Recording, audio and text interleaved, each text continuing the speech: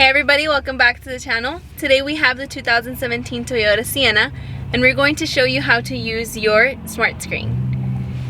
First, we're going to show you how to orientate yourself. So if you click on audio, it's going to take us to the radio. So you can click on either one. We're going to click on your FM. If you click on your apps, it's going to show you everything available to you on the screen.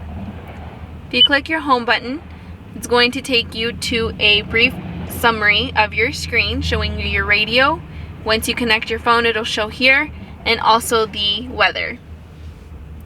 If you go back to your radio, in order to save your radio station, you're going to hold it down for about 3 seconds until it beeps. And you've saved your radio. In order to move through your tracks, you can select the button here. In order to add your Bluetooth device, you're going to select your home screen here. You're going to select phone. You're going to add.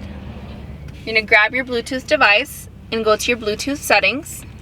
It's going to find the device. In this case, a Toyota Sienna. It's going to pair.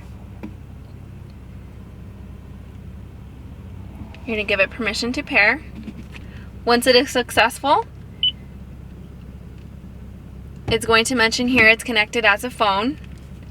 Once your Bluetooth device has been connected, you can go ahead and go back to audio. Click Bluetooth. Go ahead and test the audio. That seems to be working. Alright. So we can go ahead and go back to your apps. Here you'll see your phone and your messages. If you go ahead and click on either one of them, it'll give you your call history as well as your contacts, so you can go ahead and search. And it would ask you for your permission to set up messaging. That concludes this video for today. If you have any questions on the smart screen for the 2017 Toyota Sienna, be sure to leave it in the comments section down below. Thank you guys so much for watching, and we'll see you guys in the next video.